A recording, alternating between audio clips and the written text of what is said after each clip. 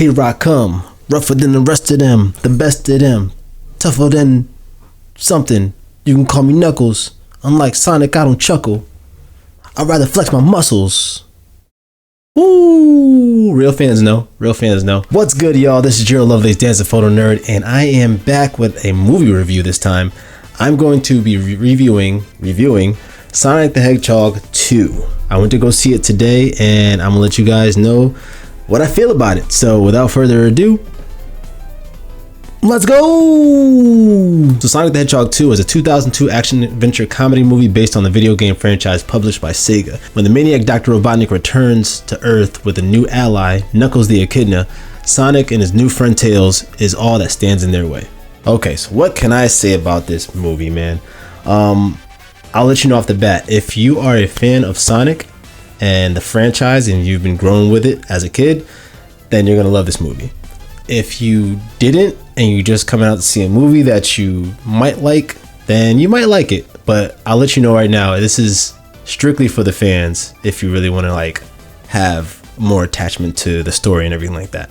Okay, so this will be my spoiler-free review. I'm not going to spoil anything in the movie. I'm just going to give you my thoughts and let you know if you should go see it or not.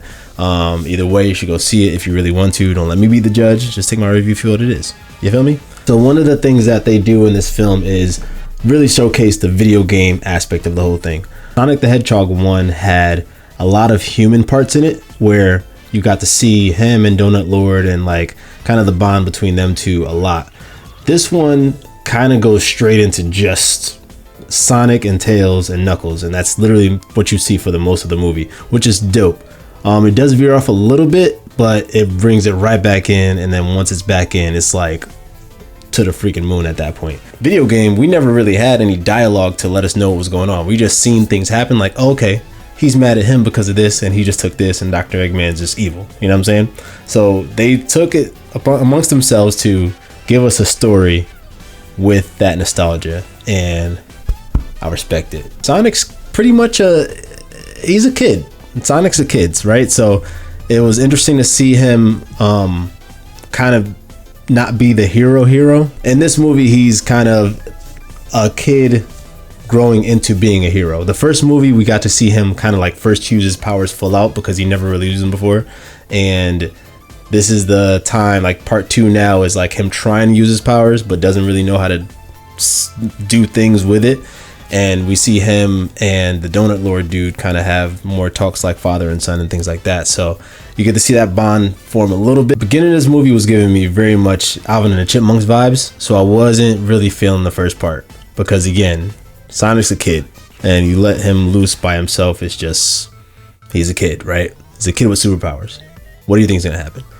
Other than that, right after that, once it kicks off from that feeling and goes into movie territory and story, that's when it really kicks into like some really dope moments. Tails, my boy Tails, man.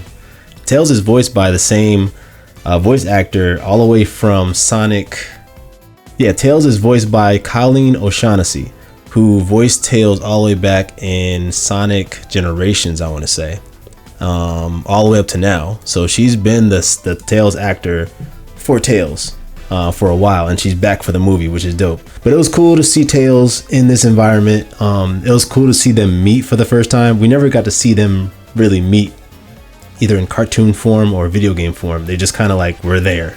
So it was cool to see them meet for the first time in the way where this storyline ties with that. So that'll be cool to see when you see it. And then my main man Knuckles, you can call me Knuckle. I'm not like Sonic, I don't chuckle. Woo! Real fans know.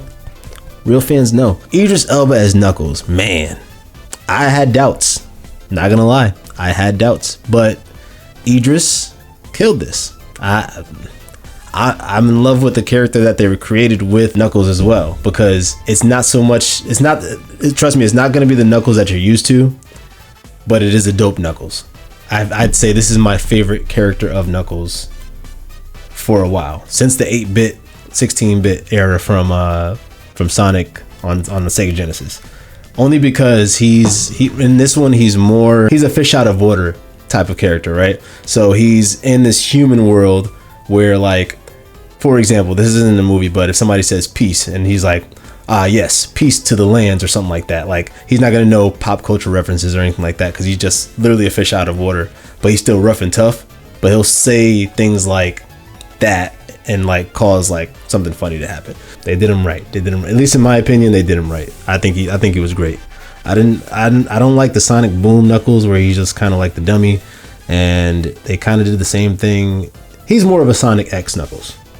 He's leaning more towards a Sonic X Knuckles with a little more fish out of waterness, if that makes sense. Eggman, my boy, Jim, mother, Carrey, baby. Woo! Carrey's the whole movie. See what I did there? Not the whole movie. It's moments, but Jim is just a mastermind, bro.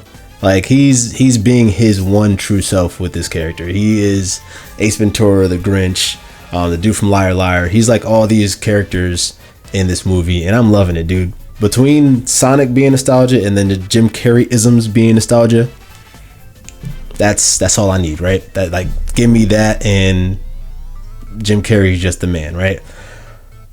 That's pretty much all I gotta say. Jim Carrey takes the cake for just giving the ultimate vibe of Robotnik in this film. And he takes the role very seriously, and you can tell, but you can tell he's also having fun with the character too. Overall story was dope. I think that there is more to come. They exceeded my expectations. I'm not gonna lie. I didn't think certain things were gonna be shown, but they did it. And I didn't think that certain things were gonna happen, but it did. I thought they were gonna wait for like the third movie because they had already announced the third movie that's coming out. Or it's in the works. It's in production. As far as the timeline of Sonic, they're just picking from different series. Like, they're picking from the Sonic Adventure series. They're picking from the Sonic Sega Genesis series. They're just taking a bunch of different. They're picking out from Sonic X, which is also from, you know, those past like Sonic Adventure stuff. So yeah, overall story super sweet when it comes to, you know, the heartfelt stuff, and it was dope to just see the three characters on screen together and the chemistry between each one when it came to fighting Knuckles or teaming up with Tails and fighting Robotnik and Knuckles. Like, that whole dynamic, even between Eggman and the fictional characters, like, it seemed like Jim Carrey was actually talking to these animals. Like, it's really dope. But I can't give too much of the story away, but just know that it's a Sonic story. It's a kid's adventure story, so you can't take it too serious. But for that, I'd say there's not a lot of plot holes. Usually you get a lot of plot holes in these things, but they tied it back to the first movie pretty well, in my opinion. I think it was great. There's a bunch. I got a list of them right here. There's a bunch of Easter eggs in this movie. I thought the first one was a lot. First one was a lot too. They're about even between the Easter eggs in this movie. There's a bunch of Easter eggs. I think in the trailer, I'm gonna say one right now because I think this is in the trailer. The Mean Bean coffee shop. Mean Bean being the Mean Bean something machine, the Tetris style Robotnik game that was out on Sega Genesis. I used to play that a long time ago, and I'm looking at the door and I say, Mean Bean, what's that from? That just hit me in nostalgia. So many little Easter eggs like that in this movie. You really gotta like find it. I can't wait to watch it a second time and just kind of like be like, ooh, didn't see that the first time, and really just pinpoint what these things are. But again, if you're a fan and you like the Sonic franchise and you've played all or most of the games, you're gonna like this movie. If you didn't, it's still kind of a good movie to just go see, especially if you've seen the first one and you just want to follow up. Dope. Go watch it. It's good to see with the kids. That's pretty much my non-spoiler review of Sonic the Hedgehog. If you like this video, comment, like, subscribe. Let me know what you think about the movie. Did you like it? Did you like the end scene? Don't say anything to spoil, but did you like it? Did you not like it? And you know, follow me for future movie reviews. I'm gonna start doing more of these because I like doing this stuff. So also see if I do a spoiler review. Maybe I'll put one up if this gets a bunch of likes. I'll put a spoiler review up. But yeah, man, Sonic the Hedgehog, my boy Sonic the Hedgehog 2. Go see it. It's dope, especially if you're a fan. Go see it. And I'm out.